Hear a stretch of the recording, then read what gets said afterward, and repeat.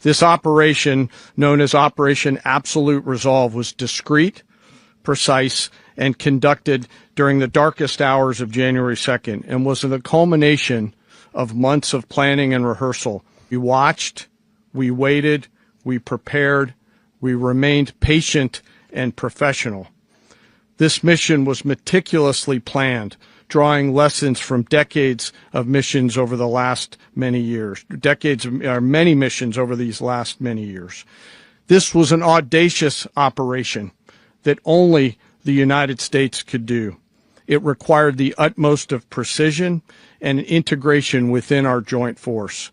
And the word integration does not explain the sheer complexity of such a mission. An extraction so precise it involved more than 150 aircraft launching across the Western Hemisphere in close coordination, all coming together in time and place to layer effects for a single purpose: to get an interdiction force into downtown Caracas while maintaining the element of tactical surprise. Failure of one component of this well-oiled machine would have endangered the entire mission, and failure is never an option for America's joint force. Those in the air over Caracas last night were willing to give their lives for those on the ground and in the helicopters. Let me talk a little bit about the preparation. After months of work by our intelligence teammates to find Maduro and understand how he moved, where he lived, where he traveled, what he ate, what he wore, what were his pets, in early December, our force was set pending a series of aligned events.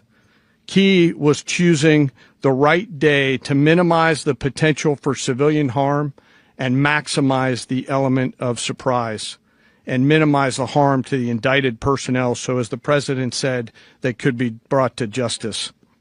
And as the president said earlier today, weather in Venezuela is always a factor this time of the year. And over the weeks through Christmas and New Year's, the men and women of the United States military sat ready, patiently waiting for the right triggers to be met and the president to order us into action. Last night, the weather broke just enough, clearing a path that only the most skilled aviators in the world could maneuver through. Ocean, mountain, low cloud ceilings. But when tasked with a mission, this organization does not quit. At 10:46 p.m. Eastern Time last night, the president ordered the United States military to move forward with this mission. He said to us, and we appreciate it, Mr. President, good luck and Godspeed. And those words were transmitted to the entire joint force. Over the course of the night, aircraft began launching from 20 different bases on land and sea across the Western Hemisphere. In total, more than 150 aircraft, bombers, fighters, intelligence, reconnaissance, surveillance, rotary wing were in the air last night. Thousands and thousands of hours of experience were airborne. Our youngest crew member was 20, and our oldest crew member was 49, and there's simply no match for American military might. As the night began, the helicopters took off with the extraction force, which included law enforcement officers, and began their flight into Venezuela at 100 feet above the water. As they approached Venezuelan shores, the United States began layering different effects provided by Spacecom, Cybercom, and other members of the interagency to create a pathway. Overhead, those forces were protected by aircraft from the United States Marines, the United States Navy, the United States Air Force, and the Air National Guard. The force included F-22s, F-35s, F-18s, EA-18s, E-2s, B-1 bombers, and other support aircraft, as well as numerous remotely piloted drones. As the force began to approach Caracas, the Joint Air Component began dismantling and disabling the air defense systems in Venezuela, employing weapons to ensure the safe passage of the helicopters into the target area. The goal of our air component is, was, and always will be to protect the helicopters and the ground force and get them to the target and get them home. As the force crossed the last point of high terrain where they'd been hiding in the clutter, we assessed that we had maintained totally the element of surprise. As the helicopter force ingressed towards the objective at low level, we arrived at Maduro's compound at 1:01 a.m. Eastern Standard Time, or 2:01 a.m. Caracas local time, and the apprehension force descended into Maduro's compound and moved with speed, precision, and discipline towards their objective and isolated the area to ensure the safety and security of the ground force while apprehending the indicted persons.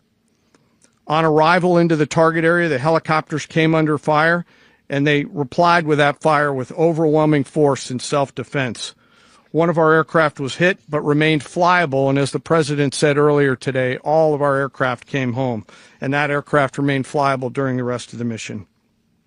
As the operation unfolded at the compound, our air and ground intelligence teams provided real-time updates to the ground force, ensuring those forces could safely navigate the complex environment without unnecessary risk.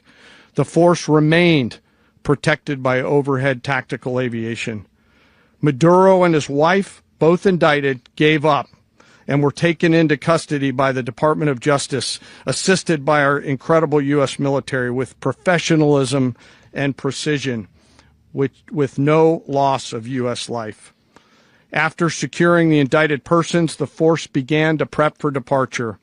Helicopters were called in to exfiltrate the extraction force, while fighter aircraft and remotely piloted aircraft provided overhead coverage and suppressive fire. There were multiple self-defense engagements as the force began to withdraw out of Venezuela. The force successfully exfiltrated and returned to their afloat launch bases, and the force was over the water at 3:29 a.m. Eastern Standard Time with indicted persons on board, and both Maduro and his wife were embarked aboard the USS Uejima.